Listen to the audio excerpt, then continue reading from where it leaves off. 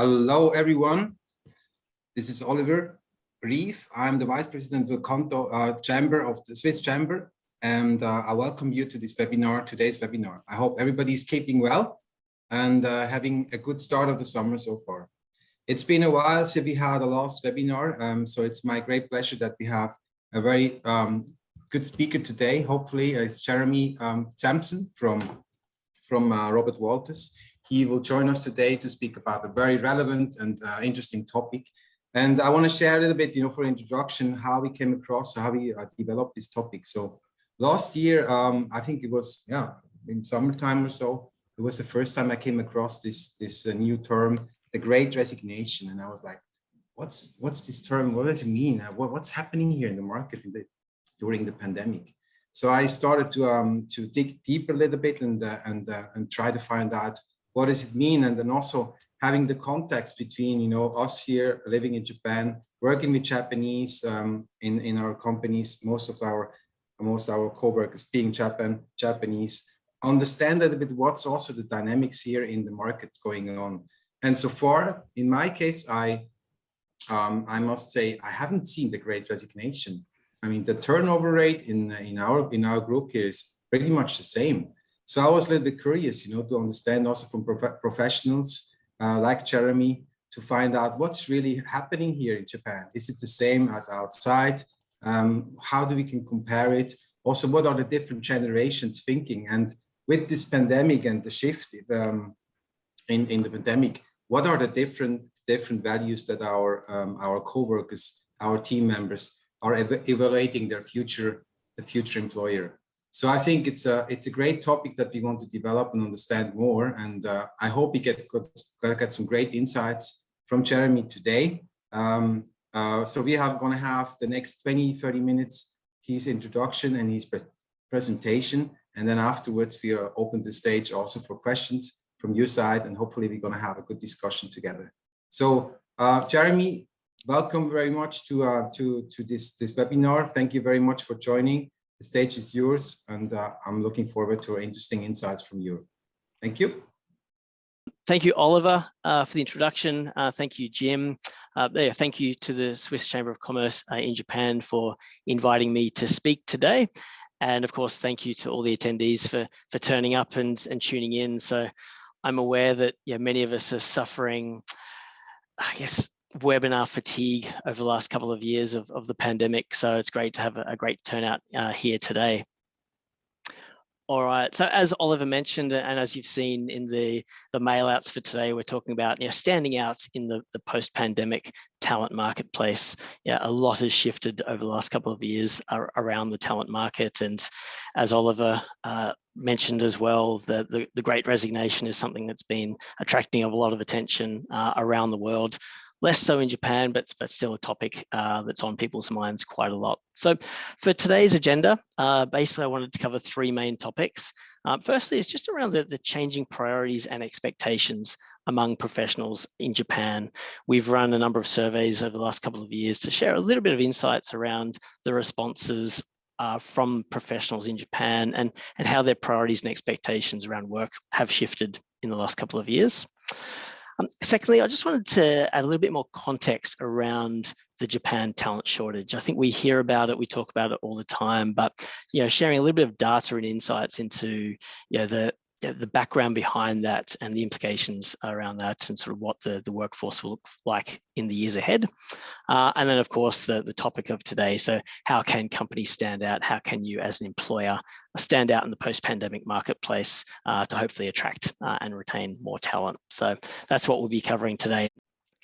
And just a quick introduction on myself. So as you know, my name is Jeremy Sampson. I'm the Managing Director for Robert Walters Japan and Korea. Personally, I've been living in Japan for just over 16 years now, and I've been with Robert Walters Japan for the majority of those 16 years. I've just passed 16 years with Robert Walters, and I've been the Managing Director for the last 4 years here in Japan also.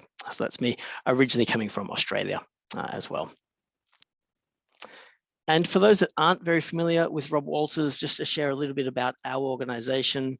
So we were founded in 1985. We're a UK-based business founded by Rob Walters himself, who is still our CEO today. In Japan, we've been established for over 22 years now. So we opened the Tokyo office in 2000. We also have a presence in Osaka since 2007, so around 15 years. And today we employ over 350 people here in Japan. And that comprises of over 40 specialized teams recruiting in different industries and different segments here in Japan.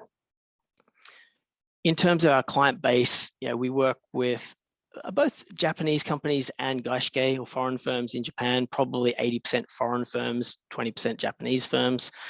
But the clients range from leading blue chip multinational corporations through to entrepreneurial small to medium enterprises, startups, etc. So Robert Walters, we can proudly boast the largest curated database of bilingual professionals in Japan, which comes from our 22 years of sourcing and generating bilingual candidates here in Japan. And in terms of our core disciplines, we cover almost everything out there, but technology, sales and marketing, manufacturing, supply chain, legal compliance and risk, financial services, accounting and finance, and human resources, just to name a few. So that's our coverage in Japan. So let's jump into it. So firstly, as I mentioned, I want to talk initially about the changing expectations and priorities among professionals. So things have shifted a lot over the last couple of years. As we mentioned, we haven't necessarily seen the Great Resignation in Japan that we may have in other countries, but priorities and expectations have shifted among professionals. So let's take a look at some of the things that have shifted and changed over that time. So firstly, of course, I guess everybody is well aware that the pandemic has really been a time of reflection for people.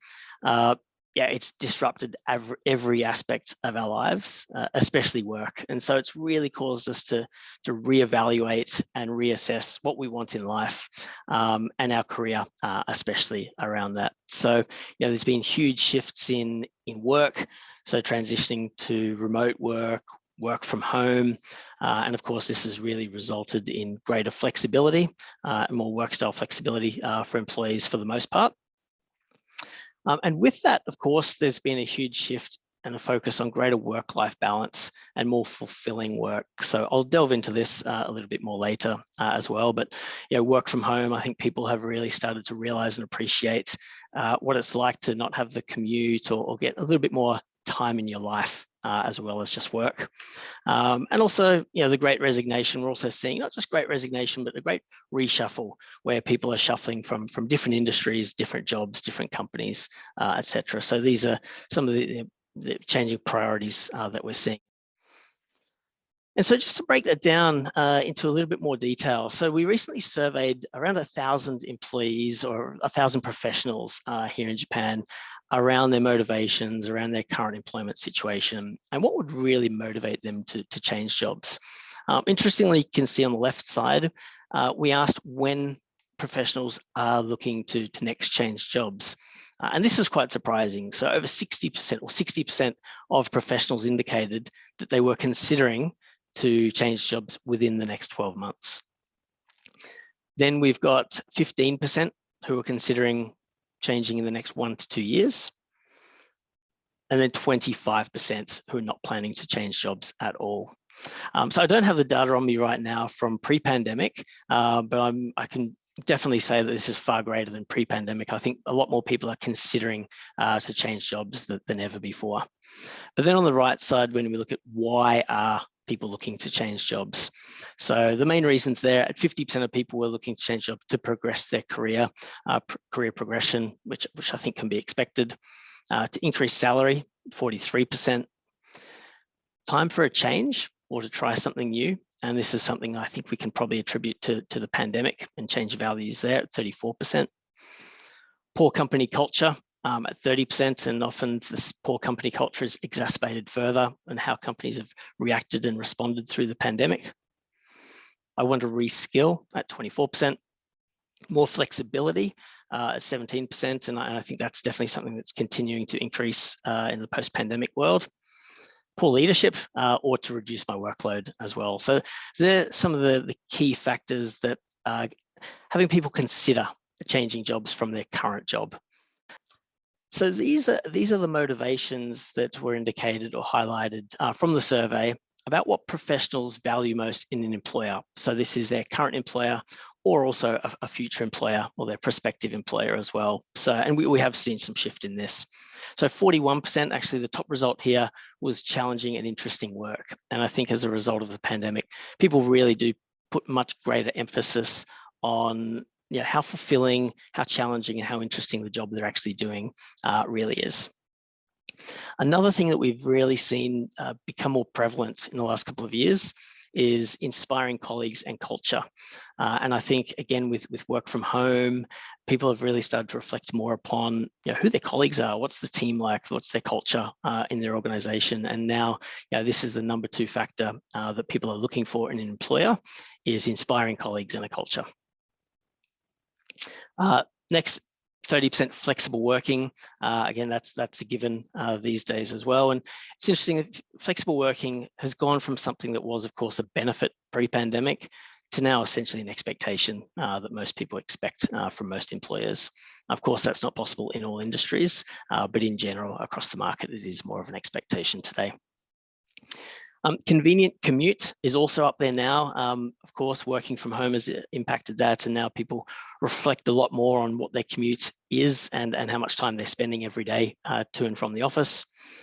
Autonomy is another thing that's increased a lot through the pandemic, but people looking for more autonomy over their tasks and priorities. And I think being able to work from home more independently and have a little bit more independence in their day has definitely caused that to increase. And 27% prioritise job security as well. And this is actually something that's shifted somewhat over the last couple of years. So pre-pandemic, job security was a top priority. Throughout the pandemic, it became one of the highest priorities there. But interestingly, now as we're coming out of the pandemic, job security has actually become less of a factor for most people. I think people now realise they have confidence in the job market, they have confidence in the opportunities available to them. So job security has actually slipped down a little bit and is less of a priority than it once was. And so I mentioned earlier about people's values and how it shifted. And interestingly, a company's values are now a key factor of consideration for potential employees also. So we also asked in the survey, would you decline a job offer if any of the below company values or affiliations did not align with your own?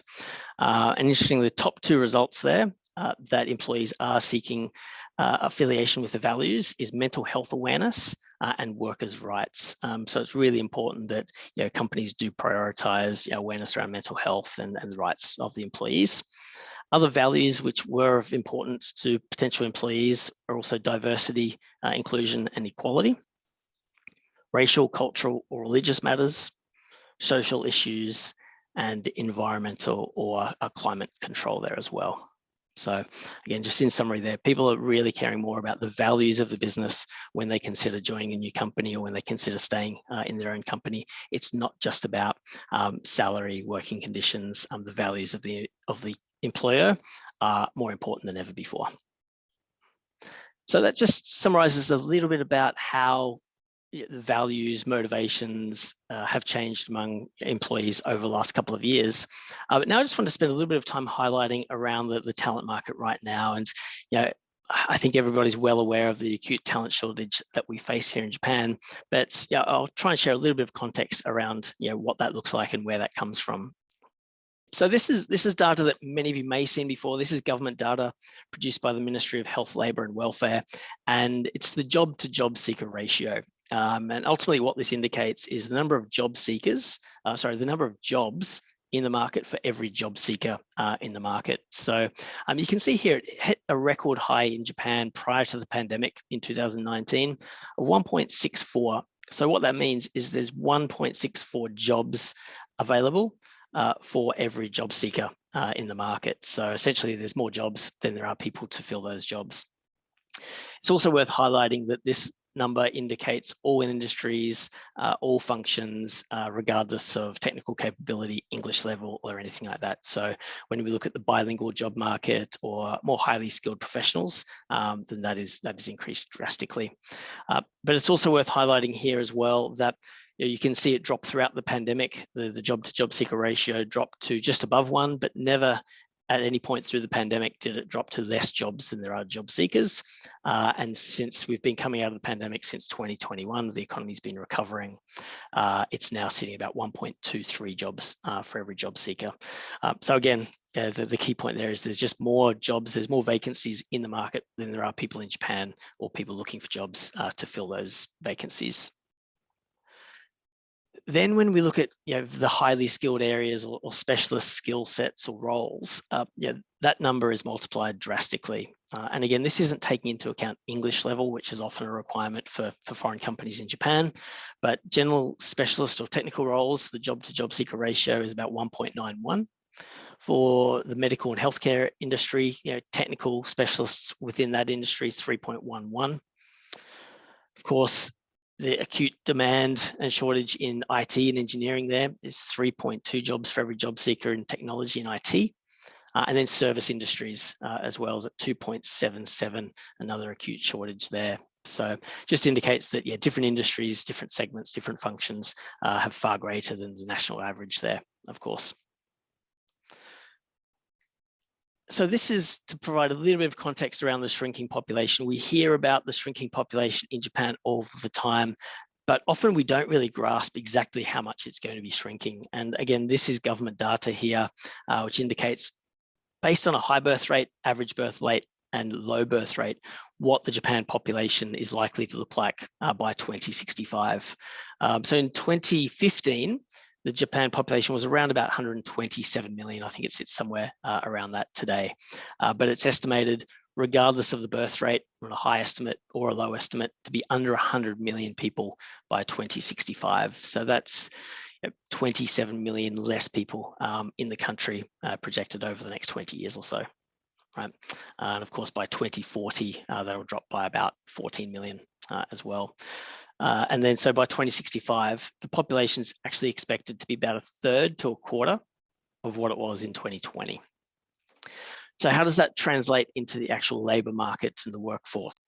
This is the projected talent shortage as a result of the declining birth rates and aging population. So I indicated before just how much the population is shrinking, but of course, how much does that impact the workforce? Not only is the population shrinking, but the workforce, those in working age is also declining as well. So if we look at 2016, 60% of Japan's population was actively engaged in the workforce. That's about 66 million people actively working. By 2035, that's expected to be up 56 million, so 54% of Japan's population. So just in those 20 years, that's a drop in working population of 10 million people. By 2045, it's expected to drop further to the working population of 49 million. And then by 2065, only 39 million people in Japan's workforce, which is 49.9% of the population. So over the next 40 years, we're going to see the working population shifting from 60% of Japan's population to less than 50%, which is ultimately from 66 million people down to 39 million people. So that's 27 million people less in the workforce. And of course, that's going to impact companies and employers drastically. So then connected to that, of course, in our survey, we also surveyed over 100 employers recently and asked them what is the greatest challenge that they face in sourcing staff. And these are the key results from them. So number one, at 65%, so just a lack of industry experience was the greatest challenge that companies seek. And this is where we talk a little bit in Japan about the skills mismatch as well. And whilst there is a surplus of employees or candidates in other industries, there's a mismatch between the level of industry experience or technical qualifications for those jobs that are in high demand. So lack of industry experience and lack of technical qualifications being the top two factors there. But then we also asked companies at what seniority level do they detect the most acute shortage there as well?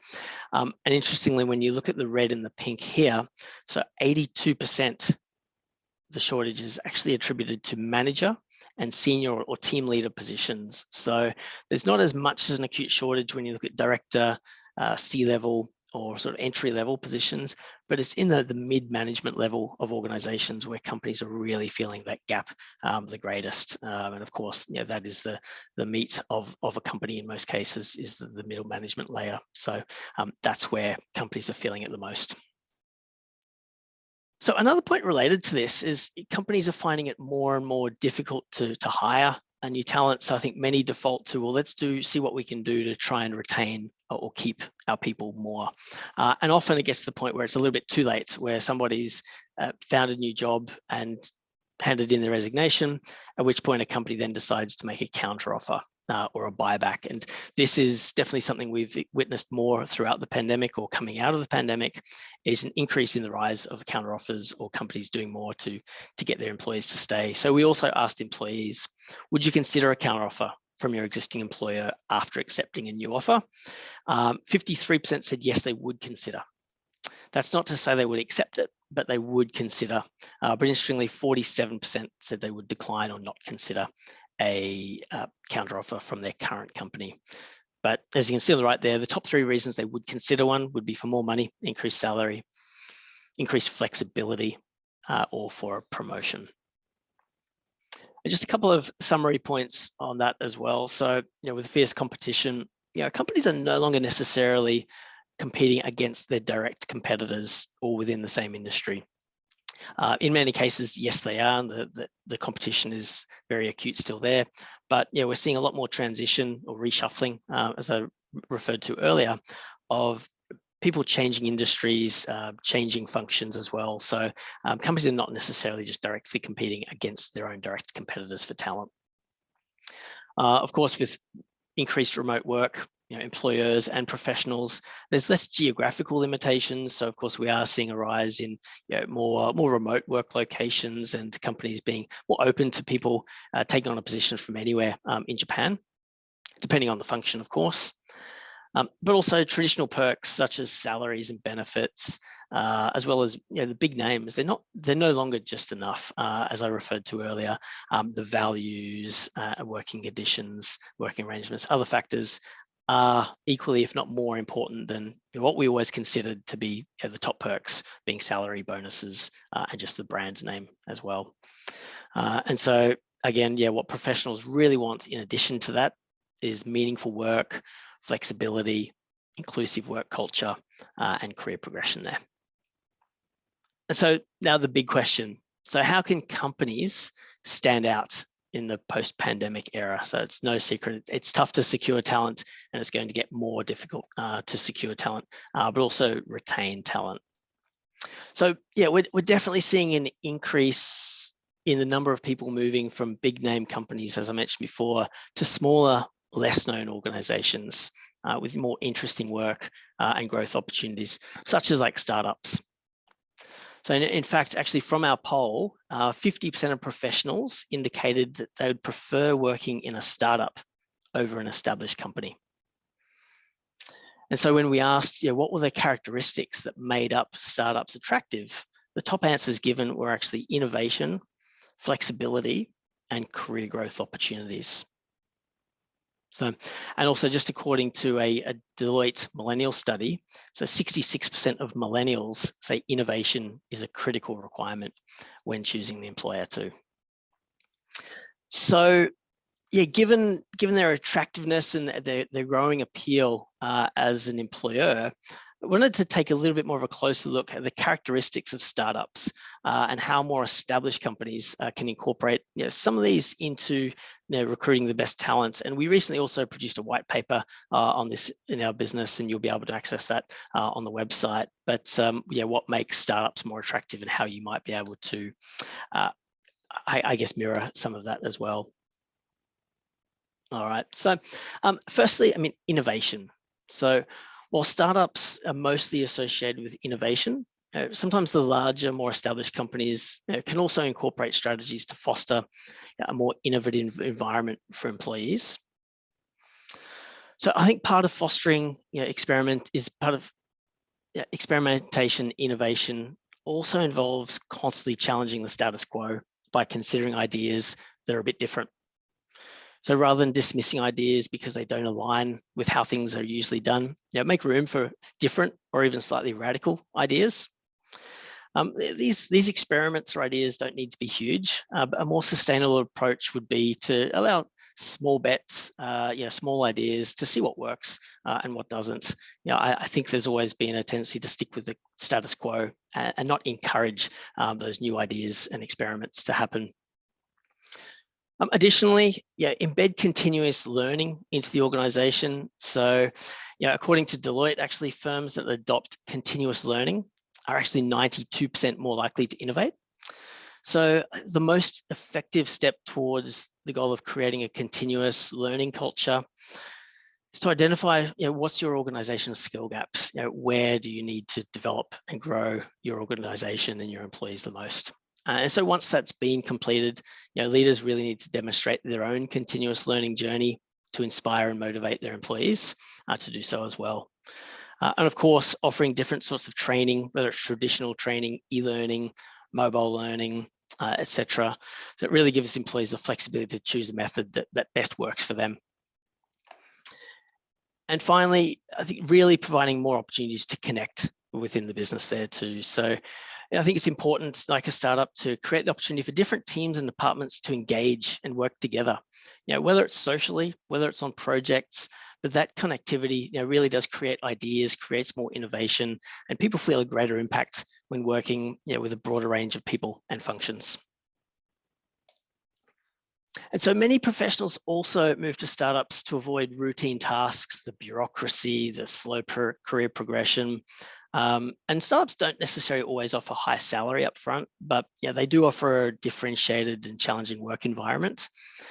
So as mentioned, challenging and interesting work was what professionals in Japan valued the most in 2022. And it is perceived or believed that often that is the case more so in startups compared to the more established companies. So startups don't necessarily have large teams, which means every employee needs to pitch in and help in multiple areas. So they may have one title, but their responsibilities may differ. They may be multifaceted, and they may develop broader skill set, being able to cover different areas. But on the other hand, the larger businesses often have more specialized teams that focus on really specific expertise, meaning employees have, fewer chances to experience variety in their responsibilities or to learn new things. So a few things that companies can do to try to act like a startup in this sense is definitely providing more autonomy. This is something I also mentioned earlier too, about having more independence or autonomy in their work, but really does motivate productivity and encourages employees to develop their own solutions. Bringing different departments together. I think it's important to create opportunities for different business units to collaborate and learn about each other's work. And again, especially with remote working over this time, bringing people back together cross function, cross team really does help as well.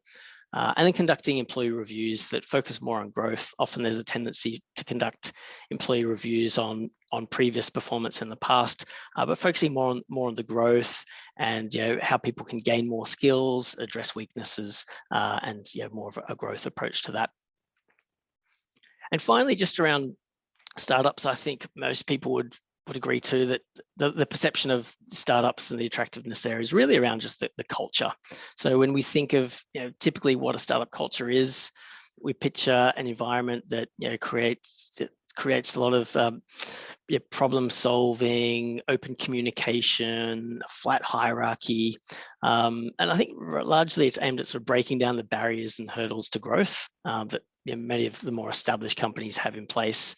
And they're more known for being creative, laid back, less rigidity, and a lot more passion driven, I think, in many cases as well. So actually the 4 key factors that do make up the ideal startup culture are passion, integrity, agility, and authenticity. So what can you do as a company, whether you're a large multinational or a smaller firm, to try to create that culture? Firstly, where possible, which isn't always possible, but to having more of a flat leadership structure. And of course, that's not always possible, but removing the barriers between layers and allowing employees to speak upwards, and more senior management to connect with people down the organization more as well. So just removing those barriers in the hierarchy within the organization where possible to engage employees a lot more. Flexible working, I think that's a very common theme as well, but one of the biggest perks of a startup is the flexible working, and the employees can choose more how they work, more so than the more established companies. Of course, that has shifted significantly over the last couple of years as well. But companies have really learned through experience that flexibility doesn't necessarily impact everyone's productivity or performance.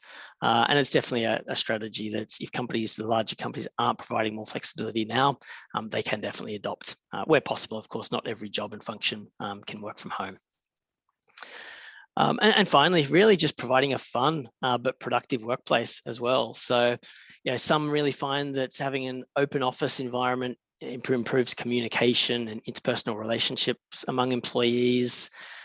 If budget allows for it, a leisure room or a cafeteria where people can come together, play games, take a nap, whatever it might be.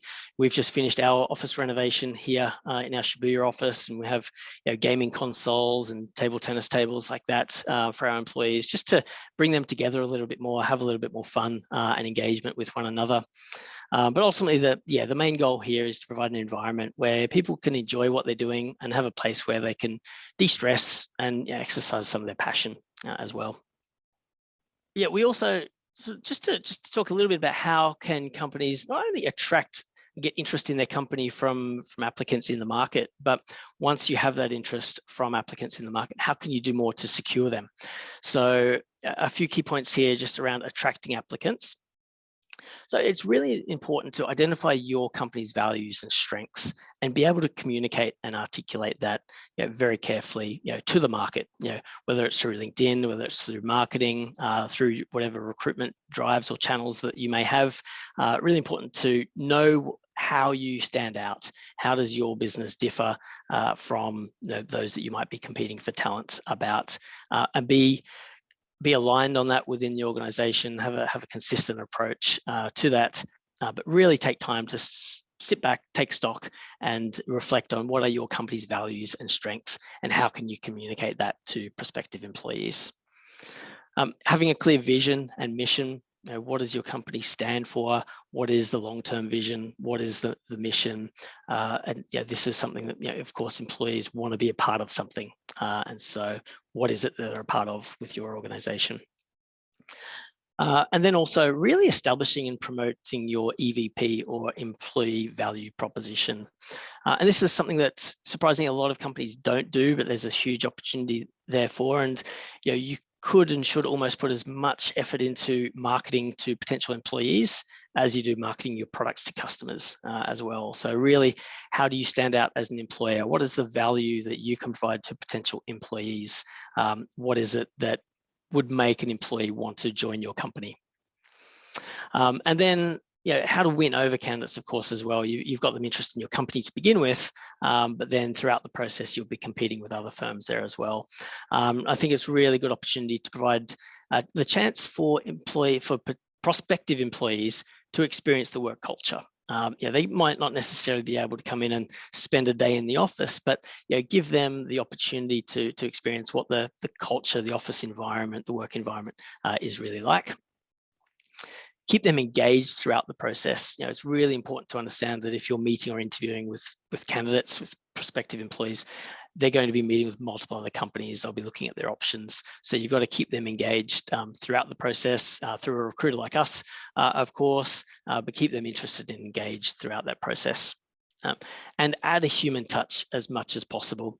Of course, throughout the pandemic, we've seen a huge rise in online interviews, which has streamlined the process and made things easier.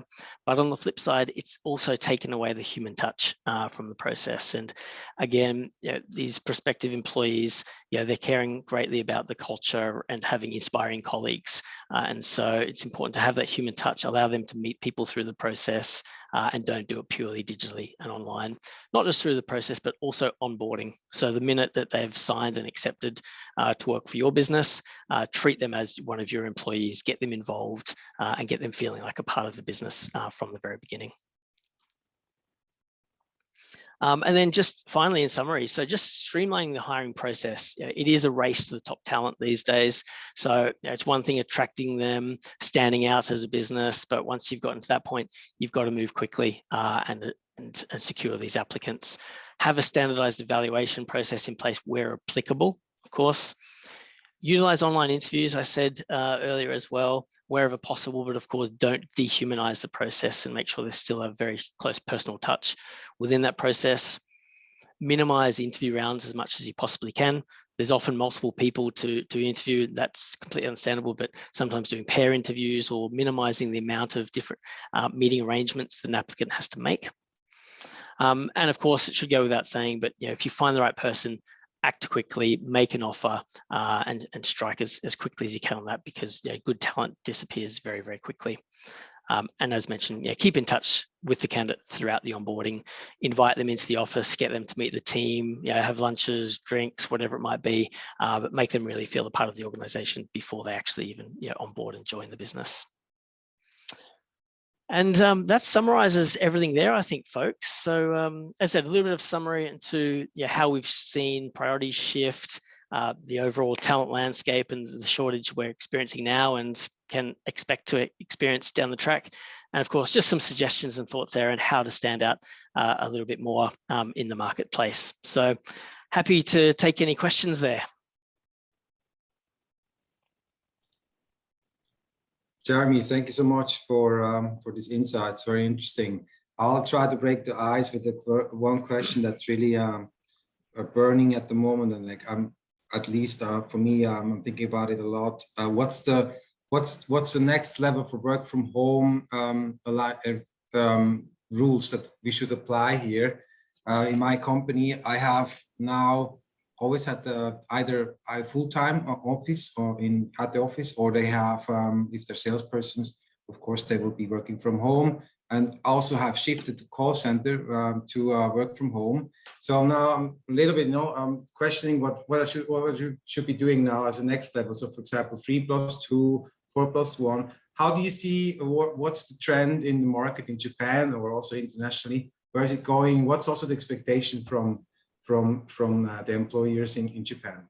Yeah, absolutely, Olivia, thanks. And I mean, we're seeing all sorts of ranges there. I think it depends whether it's in Japan, overseas, a foreign company, a gaishikei, or a Japanese company in Japan. We've also run some surveys on this as well, and you should be able to see some of the results on that on our website, but I won't dive into all of the survey results. But from the surveys, but also from our general observations, I mean, we work with hundreds of companies in Japan, from, as I said, small startups to large multinationals. And what we typically see is either the 2 and 3 or 3 and 2 kind of combination as most popular. Of course, certain industries, technology, for example, is probably a little bit more on the liberal side of work from home. But then other industries, for example, maybe logistics or manufacturing or service industries, a lot of people can't work from home either. So, but in general, for office work, for knowledge workers, it's in between 3 and 2. For us, our hybrid new normal work arrangements are 3 days in the office, 2 days work from home. Okay. So you would see like the 3+2 would be one of the average rules that you will see in the corporate offices that can combine work from home and work on the spot on the office. Definitely, that's the most common approach that we're seeing. Of course, we're also seeing other things related to that too. For example, the rise in things like hot desking and sort of changing work arrangements within the office as well.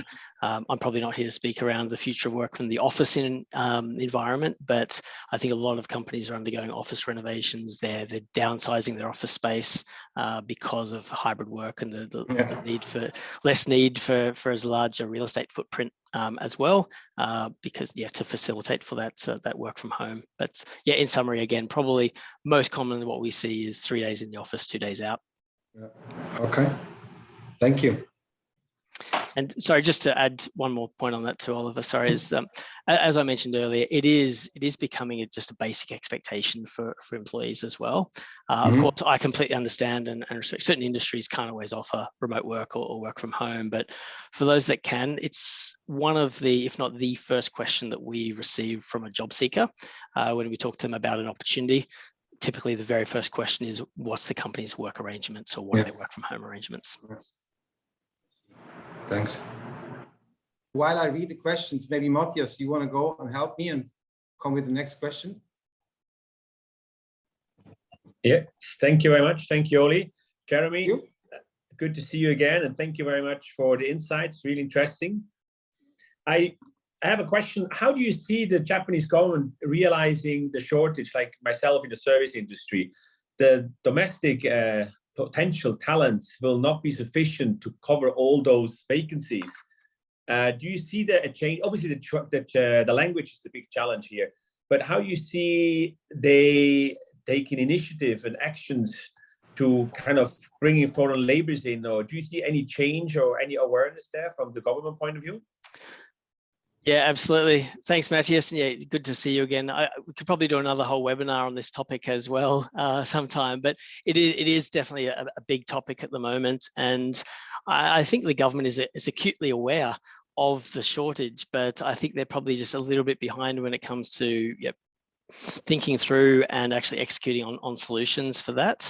And definitely, I think probably the keys to overcoming the talent shortage, I mean, there is things around, of course, extending the retirement age and greater productivity, automation in certain industries, and those are going to be important factors. But I think immigration and foreign talent are going to be one of the most important factors there. And I mean, typically and historically, pre-pandemic, we've seen very little, I guess, barriers to bringing talent into the markets. And I will highlight, actually, in technology, in our sort of IT engineering space, over 50% of the placements that we make here in Japan were actually non-Japanese, many of which were brought in from overseas. Pandemic, of course, and border closures sort of put that to a halt. But in general, it was quite easy to bring in talent from abroad. But as you say, also the language challenges didn't exist there in the technology and IT field that I was just referring to. But I know that the government, you may know this even better than I do in your industry as well, but I think the government is trying to bring in more talent from abroad. I think opening the borders is absolutely key. I think they're trying to provide education for talent to come in, which would include language training, etc. But I mean, they definitely need to kick it up a gear or two, that's for sure. I've also heard stories around the integrated resorts opening up and looking for as many as 10,000 people in the hospitality and tourism space as well. So where they're going to find that many people is a very big question. Thank you, Jeremy. Thank you. Okay, thanks, Matthias. I think that's the first question that I have here in the chat that we covered here. So the next one I will see, how do Japanese talents define diversity and inclusion? What do you think, Jeremy? That's quite a tricky one, huh? Yeah, we've definitely seen the rise of the ED&I topic over the last few years, but probably not necessarily pandemic related at all. But I've been working in recruiting in Japan for 16 years now. And I think historically, Japanese firms may often see diversity as having some foreign talent or having some non-Japanese employees in the company. But I think that's really started to evolve in the last few years, and people are now really grasping that diversity does not mean just having some non-Japanese in the company, but it is more around diversity of background. Gender has also, of course, become a lot more of a hot topic in Japan and Japanese companies as well. But religious background, sexual orientation, etc. So I think the awareness around it has definitely increased significantly from where we were several years ago, where thinking that diversity meant just having a few foreigners in the business. Okay, thanks. Then the next question I see here in Japan, could an actual great resignation trend like the one in the US or something happen in the foreseeable future? If so, what type of event could cause it? Good question. I see a type of event like the pandemic we've just been through. I think it is happening to a degree. Definitely, I don't think we're going to see it at the same extreme that has happened in the US and other countries. I think in a lot of cases, Japan in some way has been a little bit insulated to some of the global impact of various factors, whether it's the pandemic, inflation, etc.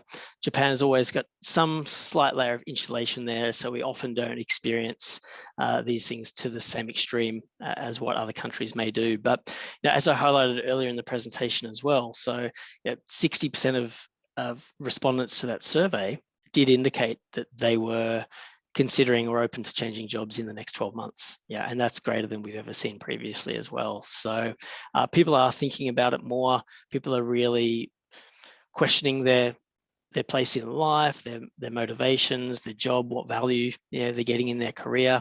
And so we are seeing that. So definitely not to the same extent that we are seeing in the US and elsewhere, but it is happening to a lesser degree. Okay. Another one that I also asked myself is that you were talking about the values, that the shifting the values, like innovation being a top value now. Sustainability is not really on the list that I see that. I would expect it maybe a little bit higher.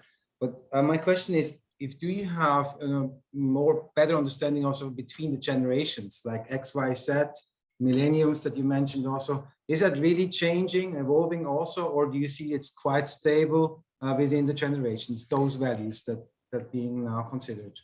Yeah, I probably can't provide any specific data on that right now, Oliver. But I think definitely the younger generations are putting a much greater emphasis on those values in general. But I think definitely around the environment, sustainability, ED&I, these topics are far more prevalent of a consideration for younger generation compared to probably the more senior generation, definitely. Okay. Thank you. Let's wrap it up then, Jeremy. Thank you so much for being with us today. Thank you everyone also for spending your lunchtime with us to listen to this talk, to listen to Jeremy and participating in this webinar. I hope you enjoyed, you got some new insights. Thank you again for joining us. Thank you very much, Jeremy, and wish you all a great week and a great afternoon. Thank you. Bye-bye. Thank you.